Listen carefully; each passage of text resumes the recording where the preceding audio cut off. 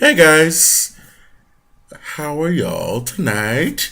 This is Love and Locks, and it's Monday night, so you know what that means. It's time for some ratchetness. Hallelujah. It's time for Love and Hip Hop. I even forgot to go look up what episode this is and all that stuff, but I'll put that down in the description box for you in case you really care. Um, so this Love and Hip Hop was okay. This time it was just one fight instead of your standard two, I think. But yeah, it was still pretty good. So let's go ahead and get into it. First of all, we start off with Benzino, Stevie J, Mimi, and Don meeting up. Um, and I really don't even see the point of this because obviously Stevie J is still going to deny it. He didn't come with any proof, that he was. And Benzino gave him the benefit of the doubt because that's his boy. So even though I would have been like, show me some receipts, show me something. Had you all up in my magazine and stuff. Um, so I mean, it just is. If they were married, it would be easy to disprove. Just show your marriage certificate or marriage license, and it would be over. But they ain't doing that, and just saying a whole bunch of junk. So that's what that is. Excuse me.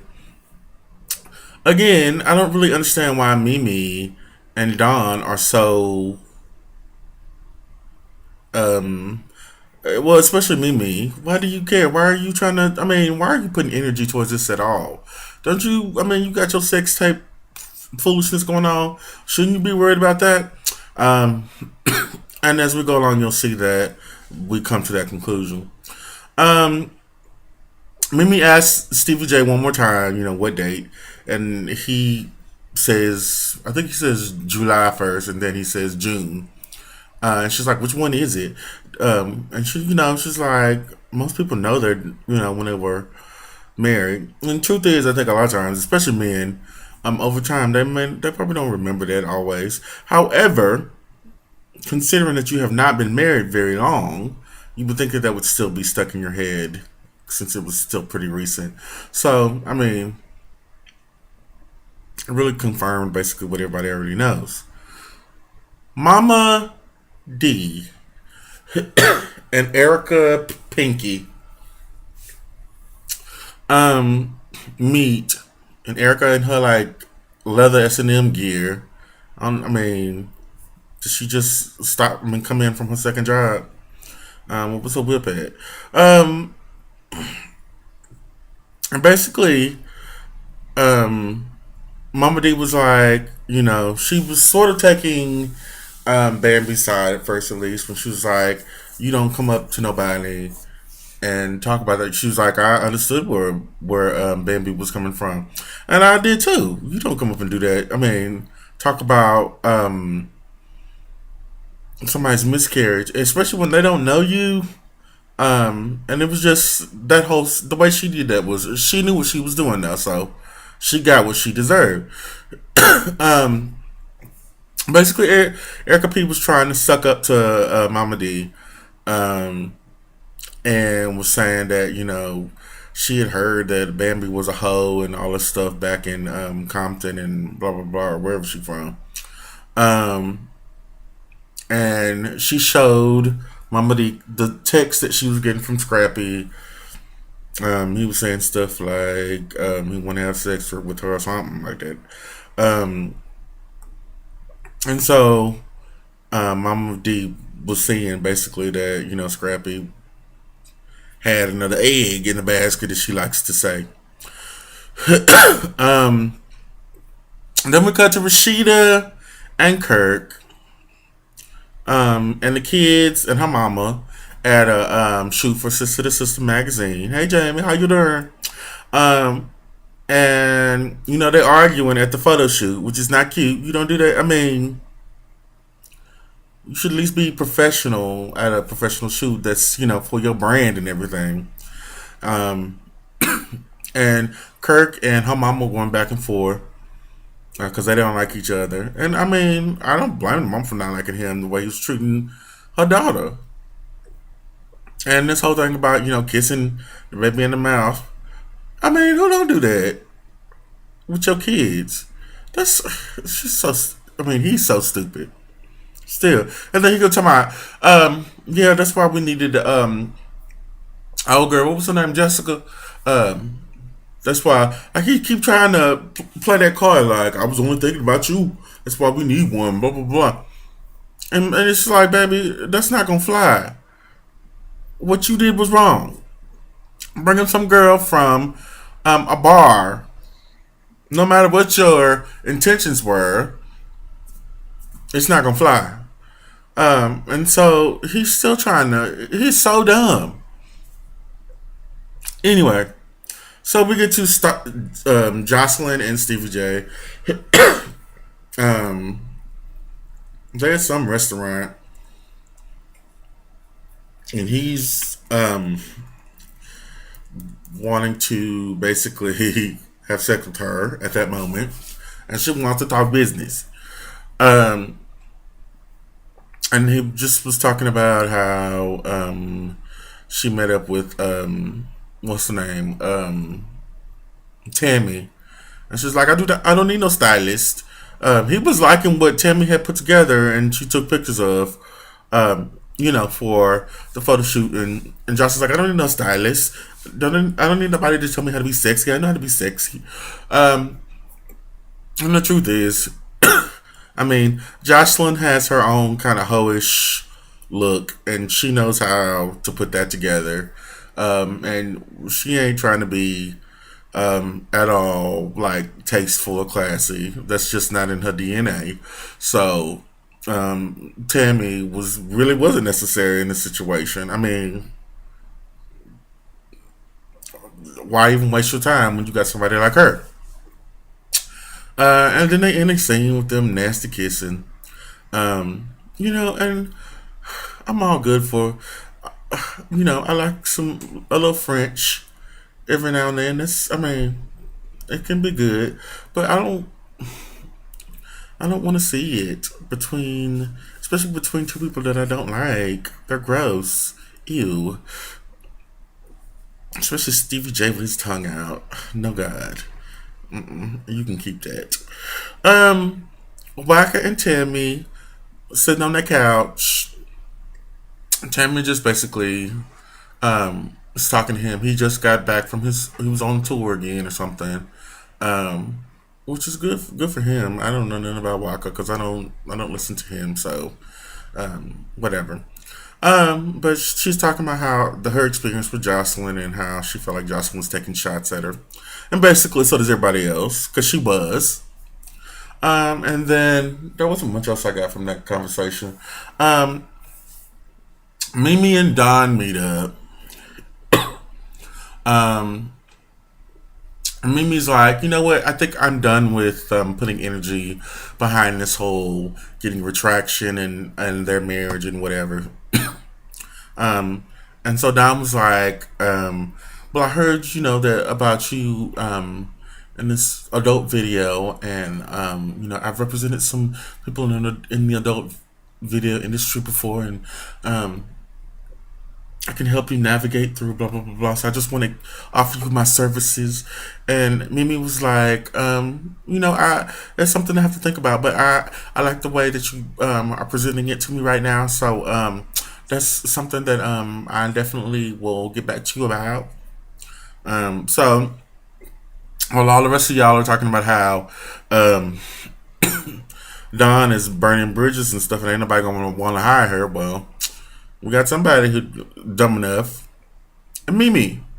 So, this is going to just go great, you know.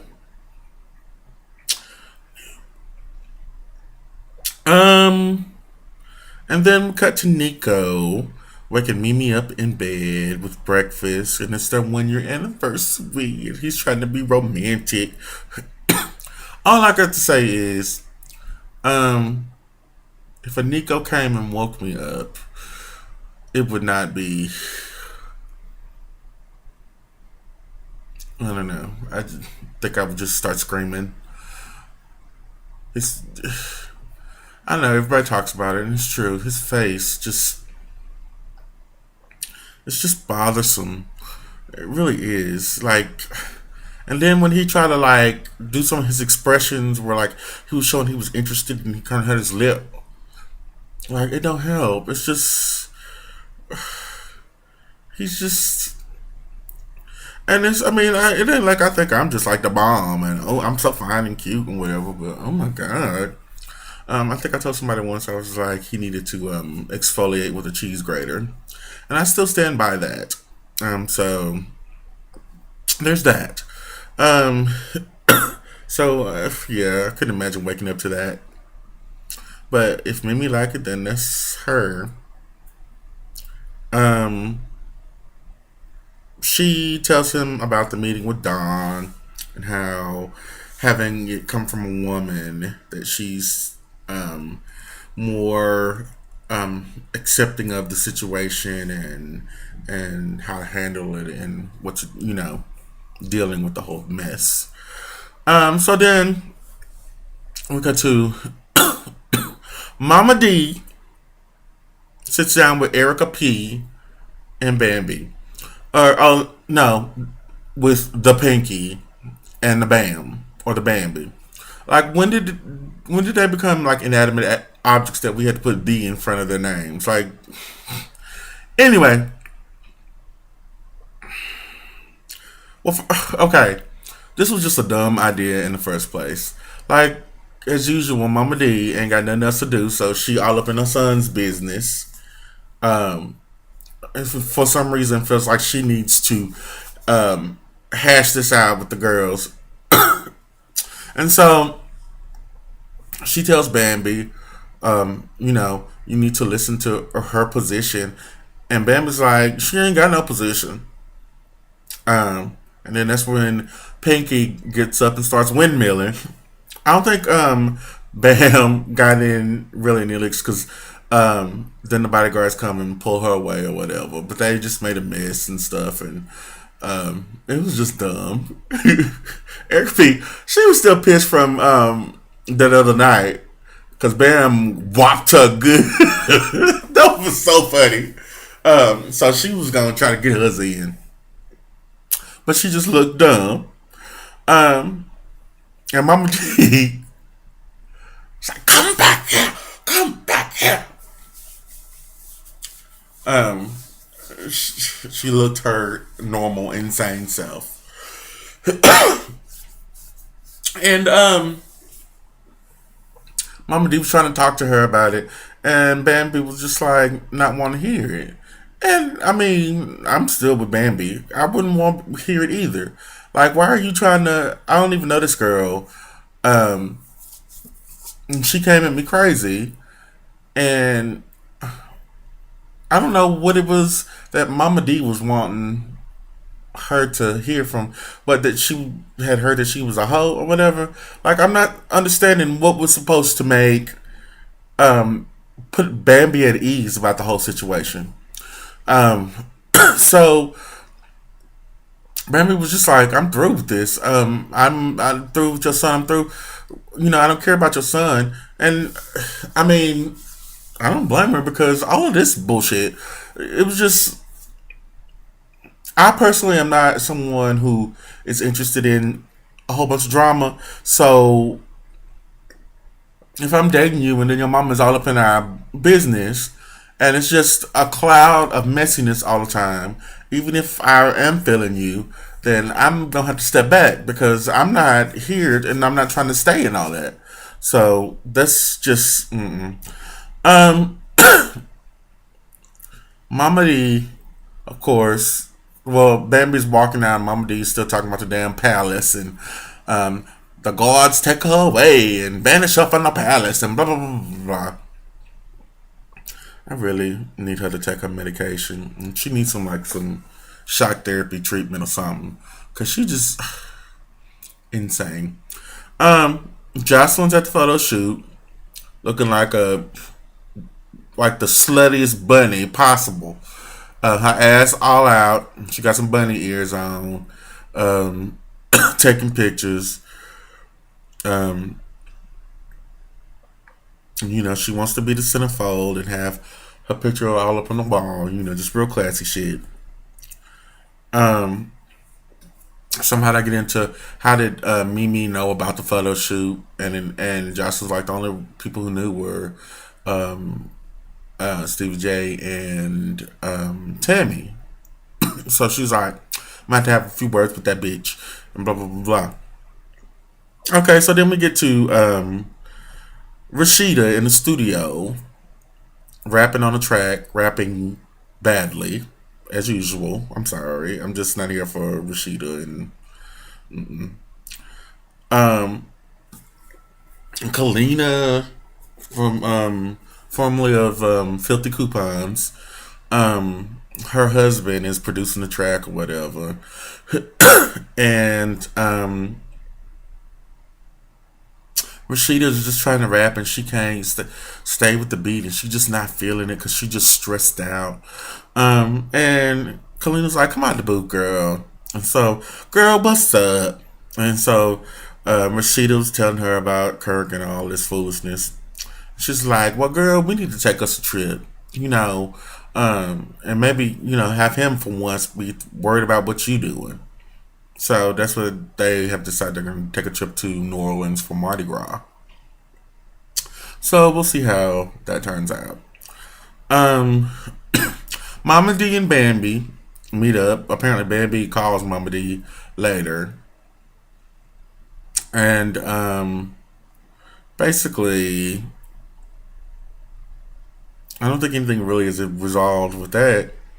It's just, I mean, at this point, this is when she was saying in the confessionals, Bambi was that Mama D staying in her son business because she ain't got no business of her own, and wants you stay out of it, and it's just a bunch of drama. Um, so that's basically that. And then Tammy and Jocelyn met up, and this is probably like my favorite part. And they discussed the situation of Jocelyn is like, "I invite you in my house and you going back and telling this Mimi bitch about what I'm doing." And Tammy, I like Tammy because Tammy was holding her own. She was not backing down from Jocelyn. She wasn't scared at all. Um, and she told her, she was like, "I didn't appreciate you taking shots at me. You invited me in your home, and then you did not treat me well. I didn't feel welcome. You was taking shots at me about my ring, not having a ring, and blah, blah, blah, blah." And Mimi was like, "This is why she can't have no girlfriends."